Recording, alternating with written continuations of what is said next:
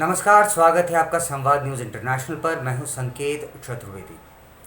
कहा गया है कुछ सिक्के ऐसे होते हैं कि जिनकी कीमत वक्त के साथ कभी भी कम नहीं होती, वो सदैव बढ़ती जाती है। मैं आज बात कर रहा हूं अपनी साइंस की टीचर शशि वर्मा के बारे में और उनकी कुछ खूबसूरत पंक्तियों के बारे में, और चाहता हूं कि आप भी उनका आनंद उठाएं। एक अंतिम बात मैं कहते हुए अपनी बात समाप्त करता हूं।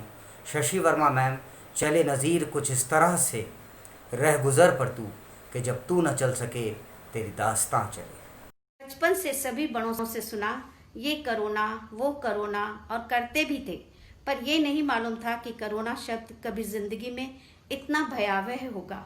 बचपन में तो ये शब्द कभी प्यार भरा, कभी उलाहना देते हुए सुना था, पर आज चारों तरफ किसी से भी बात करो या टीवी खोलो तो बस करोना करोना और करोना। और आज इस शब्द का अर्थ ही बदल गया।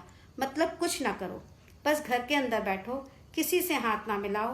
पर हाँ, आज एक बार फिर से ये याद आ गया कि बच्चे जो संस्कार भूल गए थे और उनके माँ बाप भी ज़्यादा ध्यान नहीं देते थे, आज बार बार हाथ धोने को की याद दिलाते हैं। जूते चप्पल बाहर उतारने के लिए डांटते हैं, और किचन में तो बिल्कुल जूते पहनना अलाउड नहीं है। असल में हम सब पर काफ़ी इंग्लिश संस्कृति का असर हो गया था। मुझे याद है, मेरे बचपन में मेरी माँ हमेशा नहाकर खड़ाऊ पहनकर रसोई में जाती थी, और किसी को भी चप्पल पहनकर किचन में जाना अलाउड नहीं था।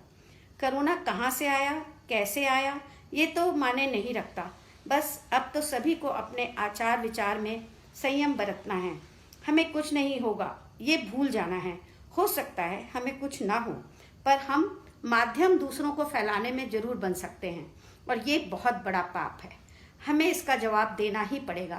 प्यार दूर से ही ठीक है, बार बार हाथ धोकर हम दूसरों में और अपने को भी बचा सकते हैं।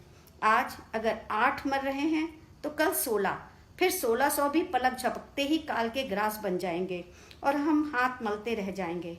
हमेशा के लिए दिल कचोटेगा, क्यों नहीं समय पर ध्यान दिया। सिर्फ लोगों में से डिस्टेंस ही बनाकर तो रहना था। सब कुछ हाथ में होते हुए सब हाथ से फिसल जाएगा, और हम सोचते रह जाएंगे अब पछताए का हो जब चिड़िया चुग गई खेत। हम सब ने प्रकृति को बहुत तहस नहस किया है।